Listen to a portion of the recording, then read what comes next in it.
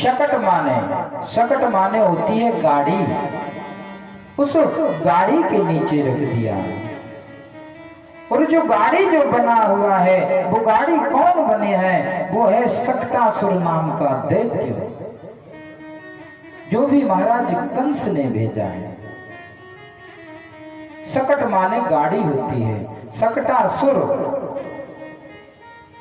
और जैसे ही सकटासुर ने विचार किया कि अरे मुझे तो अंदर ही नहीं जाना पड़ा, आज तो मैया स्वयं अपने लाला को मेरे नीचे लिटा करके गई है, पालना रख करके गई है, अब तो मैं इसे अवश्य मार दूंगा। लेकिन कन्हैया सो रहे हैं। सो करके जैसे ही कन्हैया जागे तो जाग करके रोने लगे। लेकिन कन्हैया जब रोने लगे तो किसी ने नहीं सुनी। क्यों? क्योंकि सभी नृत्य में, गाने में मस्त है, सुनाई नहीं दे रहा। और जब वो बहुत रोते, किसी ने नहीं सुना। कन्हैया को बड़ा बुरा लगा कि ये सब गान ताल सब मेरे लिए ही हो रहे हैं, ये सब नाच गाना मेरे ही लिए हो रहे हैं, ये उत्सव जो मनाया जा रहा मेरे लिए ही है, परंतु आज मैं रो रहा हूं तो मुझे कोई देख ही नहीं रहा, मेरी कोई सुन ही नहीं रहा है। तब शकटासुर ने ये विचार किया कि इसको मार दूं। और जैसे ही सकटासुर ने विचार किया, कन्हैया ने अपना पांव जैसे ही ऊपर पलने से कर दिया, उस गाड़ी में जो सकटासुर बना बैठा था उस गाड़ी में दिया। गाड़ी उछल करके आकाश में चली गई और आसमान से आकर के धड़ाम से नीचे गिरी। और जैसे ही गाड़ी धड़ाम से गिरी, मैया भागी भागी आई। हे नारायण, मेरे बालक को आज आपने पुनः बचा लिया। ये गाड़ी को क्या हो गया? ये गाड़ी अचानक से कैसे टूट गई? तब तक एक गोप कुमार कहने लगा, मैया मैं बताऊं? हाँ मैया, हाँ बता, तुम क्या देखा? मैया मैंने ये देखा कि तुम्हारा लाला बहुत देर का रो रहा, और जब ये रोते रोते बहुत देर से रो रहा था, किसी ने न सुनी। मैंने सोचा चलो मैं उठा करके मैया को दे आऊं। जब तक मैं पास में आया तो तेरे लाला ने एक पांव ऐसा लगाया और अंगूठे का जरा सा स्पर्श इस गाड़ी में हुआ कि ये गाड़ी आकाश में चली गई और आकाश से उड़ करके धड़ाम से नीचे गिरी और ये टूट गई। मैया कहती है अरे दारी के कत्ते ने सुबह सुबह भांग चढ़ा रखी है, तुम मुंह को पागल बना रहे हो। तो पता है मेरे 900 लाला के जरा से अंगूठे से ये गाड़ी उड़ जाएगी। अरे जादारी के पहले अपने नेत्रों का इलाज करा, तेने सही से ना देखो कचू। मैया लेकर के चली आई।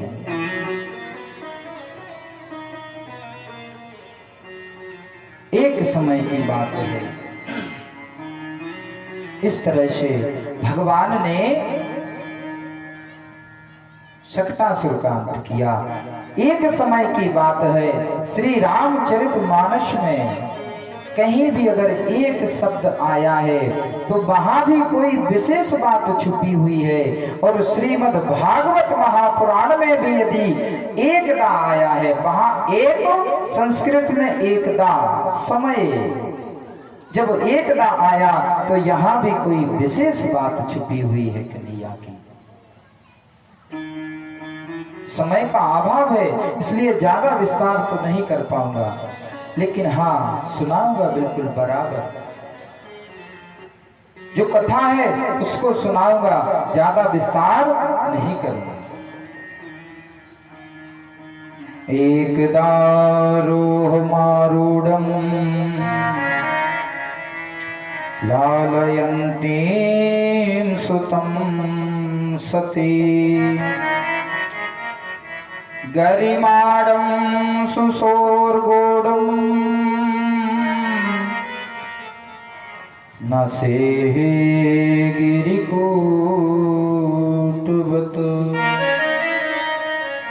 एक समय मैया कन्हैया को अपनी गोद में लेकर के दुग्ध पान करा रही।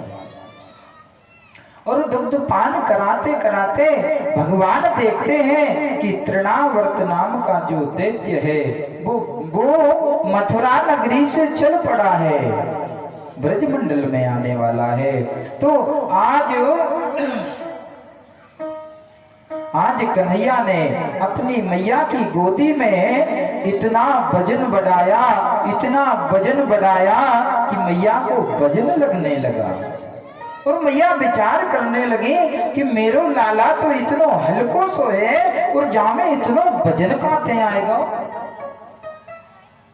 मेरो लाला तो छोटो सो बालक जामे इतनो वजन आएगा कि मैं सहन ना कर पा रही। अरे समझ में आए, अरे मैं इतने समय से जो बैठी बैठी जाको दूध जो पिलाए रही, तो ये लगता है कि बहुत समय से दूध पी रहा है, इसलिए इसका वजन बढ़ गया है। ये मैया का भाव है। और कन्हैया तो चाहते यही है कि मैया मोको थोड़ो सो नेक गोदी में से नीचे उतार दे, तो मेरो मामा ने जो दैत्य भेजा है, वो उड़न खटोला जो भेजा है, तो मैं उस उड़न खटोले में बैठ करके थोड़ा जो ब्रज मंडल को घूमाऊं। लेकिन मैया जब तक मोको गोद में बिठाए रहेगी, जब तक तो मैं घूमे ना जा पाऊंगा। तो आज कन्हैया ने अपना वजन बढ़ाया, और जब वजन बढ़ाया तो मैया ने कन्हैया को उठा करके नीचे बिठा दिया। और जैसे ही नीचे बिठाया कि तृणावर्त नाम का जो दैत्य मथुरा नगरी से आया था, जो चक्रवात का स्वरूप है, चक्रवात जब चारों तरफ से हवा ही हवा चली आ रही, आकर के तृणावर्त ने भगवान को उस चक्रवात में पकड़ लिया और भगवान जो है तृणावर्त के कंधे पर जाकर के बैठ गए, पूरा ब्रजमंडल घूमने लगे।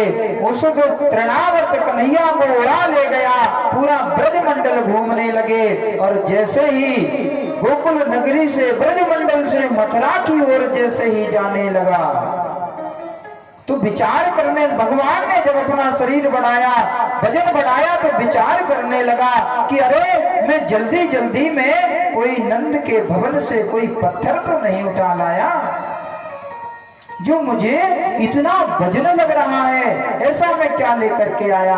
भगवान कहते हैं कि अरे मूर्ख तृणावर्त, लोग मुझ पत्थर में भी, उस पत्थर में भी मुझ परमात्मा को देखते हैं, और तू मुझ परमात्मा में भी पत्थर को देख रहा है और कह रहा है कि कहीं मैं कोई पत्थर तो नहीं ले आया, चल तेरा सर उसी पत्थर से पटकू। भगवान ने आकर के उसका सर आकर के उस पत्थर से पटक दिया। जैसे ही पत्थर से पटका, उसका प्राणांत हो गया। इस तरह भगवान ने तृणावर्त का वध किया। एक समय की बात है, मैया गोद में लेकर के कन्हैया को दुग्ध पान करा रही हैं।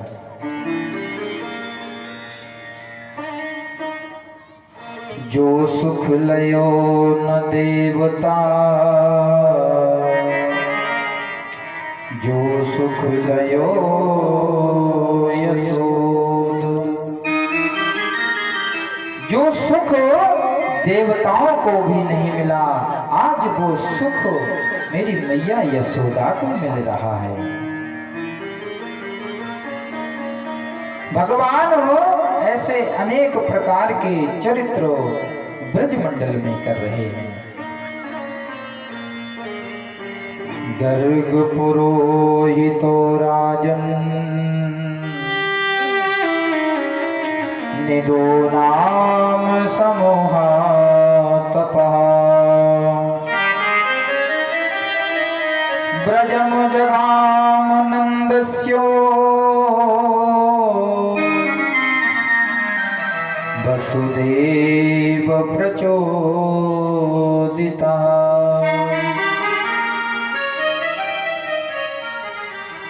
एक समय गर्गाचार्य जी महाराज नंद भवन में पहुंचे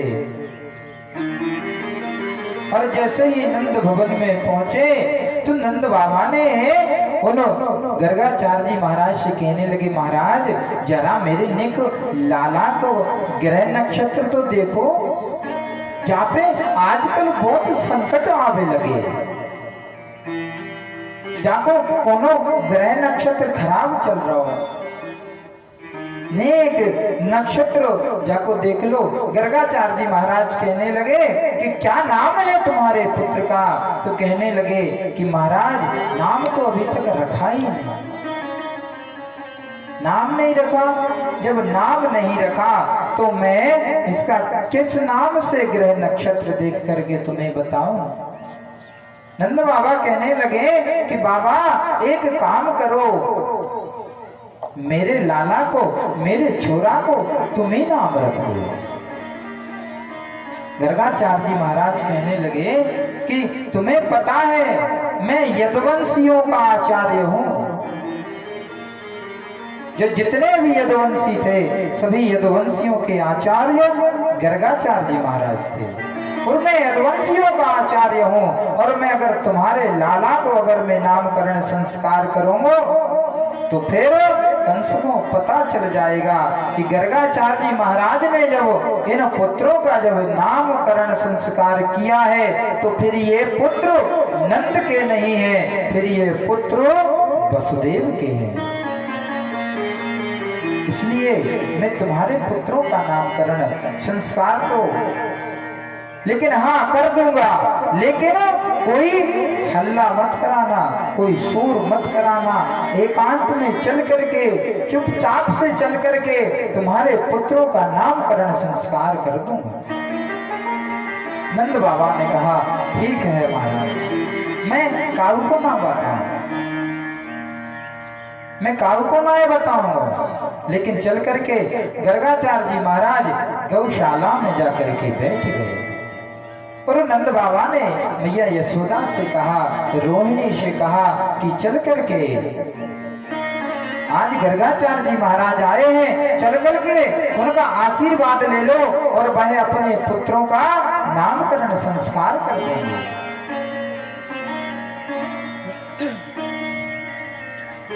कहा ठीक है महाराज आप चलिए हम आते हैं।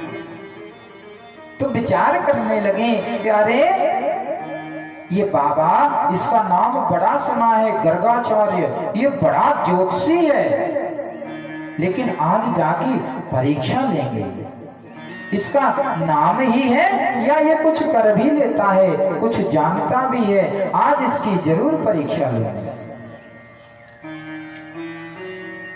और मैया ने क्या किया कि अपने लाला को, अपने कन्हैया को,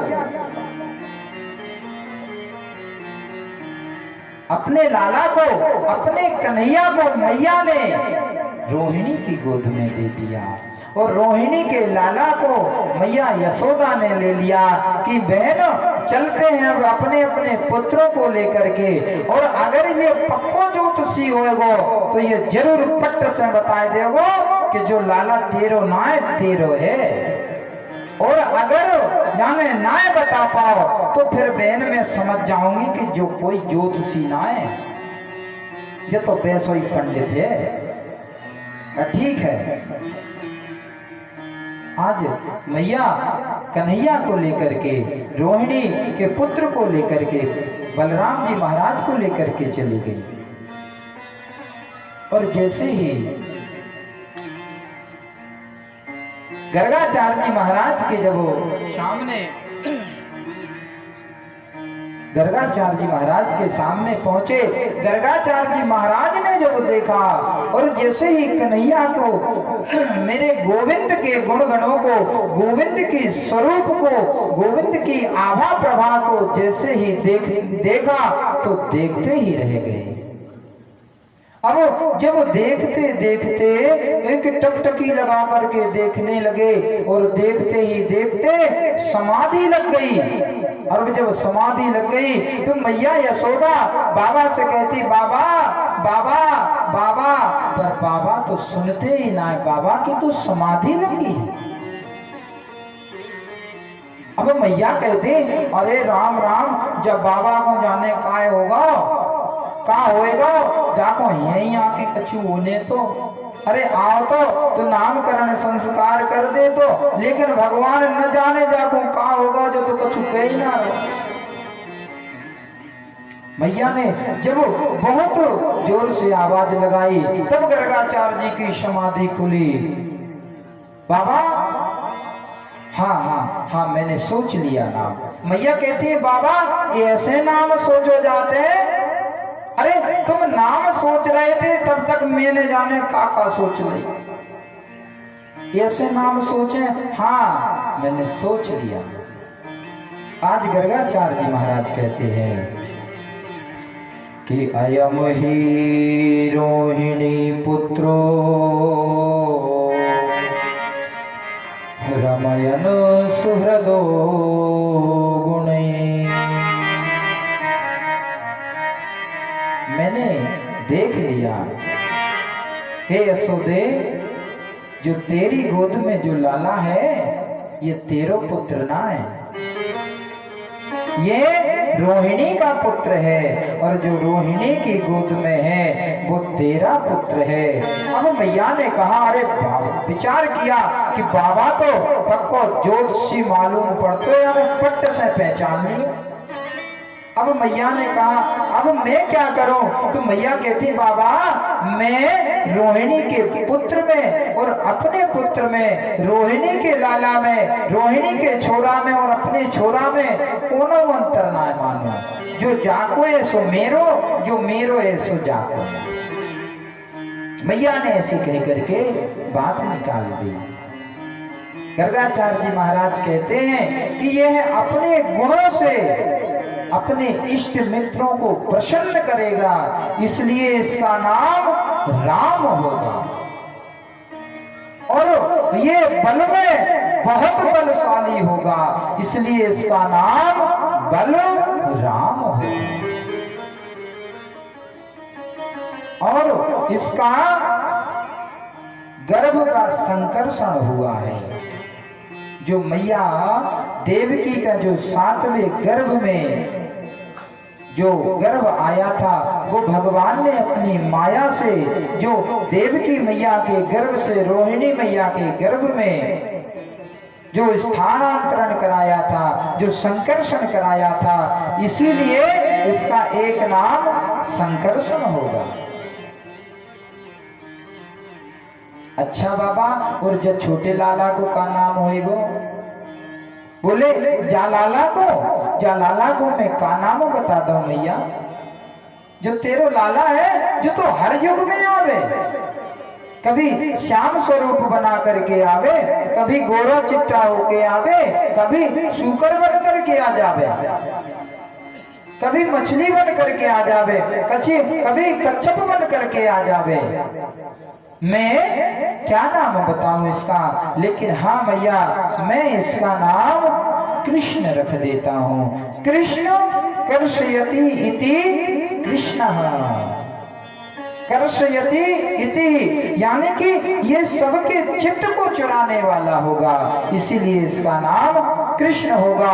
और ये चित्त को ही नहीं चुराएगा, ये सबकी दुख, परेशानी, बीमारी, गरीबी, दरिद्रता सबको चुरा लेगा ये चित्त के साथ साथ, इसलिए इसका नाम कृष्ण रख देते हैं। अब मैया ने विचार किया अरे मेरो लाला को नामकरण संस्कार तो होएगा, अब जागो ने कछु भविष्य पूछ लो। माताओं को बड़ी चिंता होती है, बालक नन्हा सा होता है लेकिन बड़ी चिंता होती है, महाराज जो बड़ो होके क्या करेगो, जो बड़ो होके नेक पढ़े लिखे गो के ऐसो ही गमार बनो डोल तो फिरेगो, नेक महाराज नेक जाको कछु भविष्य बताए दो। बड़ी चिंता होती महाराज मेरे जब छोरा को आगे विवाह होगो कि नहीं होगो, सबसे बड़ी चिंता, जन्मते ही चिंता लग जाती है, अब जाकर विवाह जल्दी से हो जाए बस।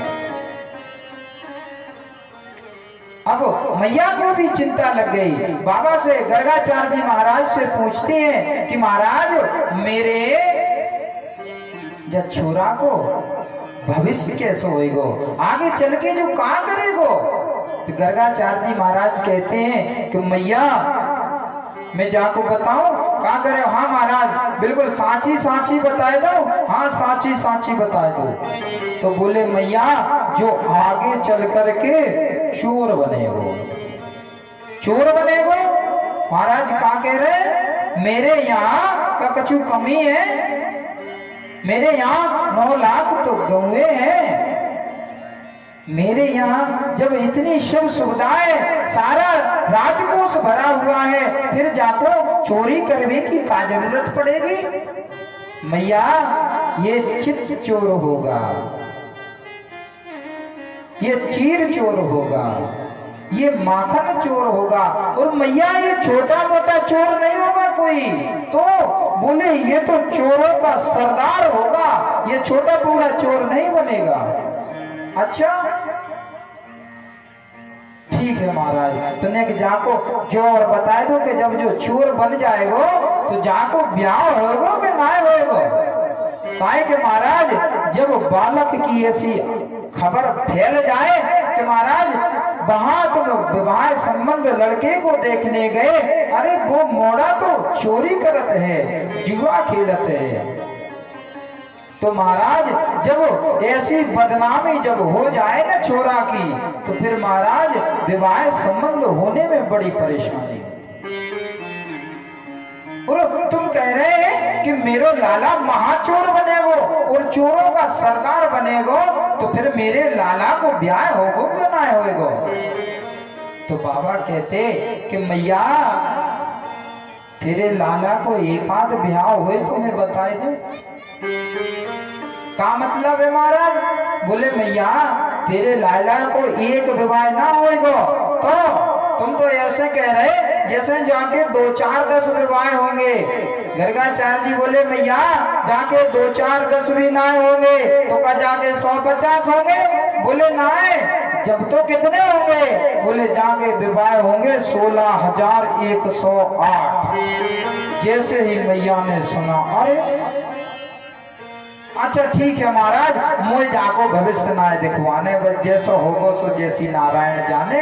अब मैया चले आए, आकर के मैया रोहिणी से कहती अरे बाबा ने नाम तो बढ़िया रख दिया, ज्योतिषी तो पक्का है, पट्ट से पहचान लिया कि ये तेरो लाला ना है।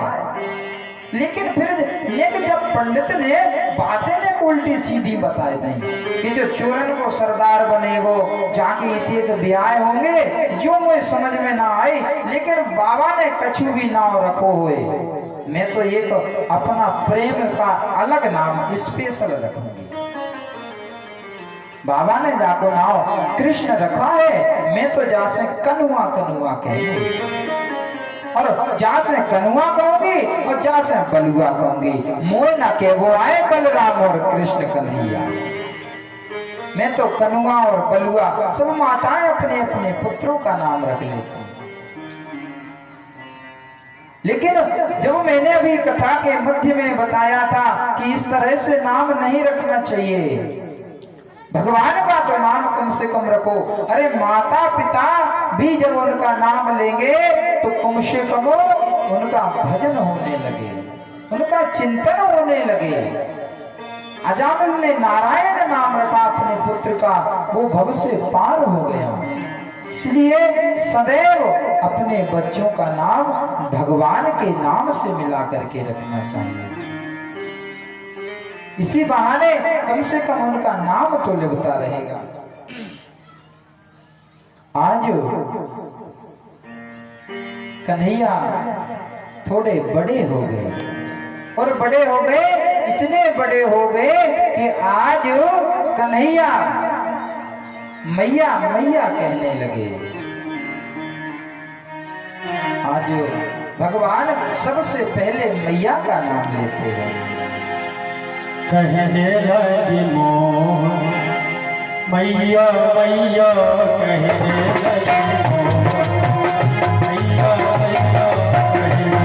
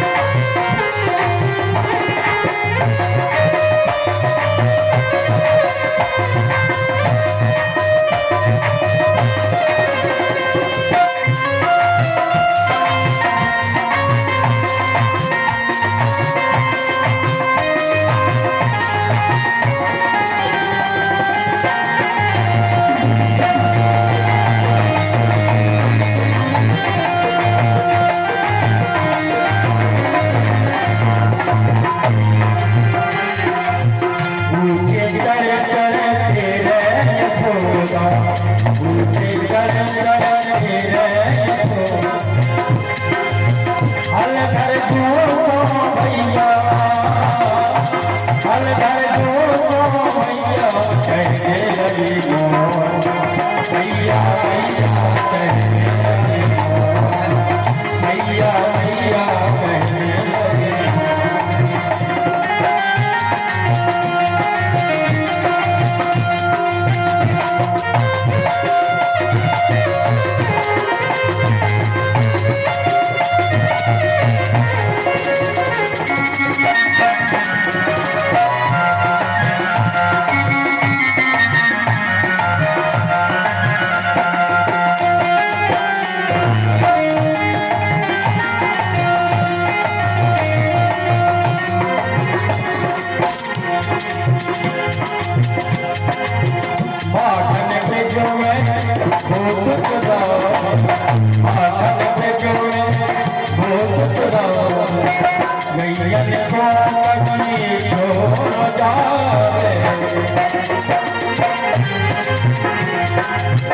हल घर जो मैया मैया हल घर जो मैया कहने लगी मैया मैया मैया मैया मैया मैया कहने लगी मैया हल घर जो मैया हल घर जो मैया मैया कहने लगी मैया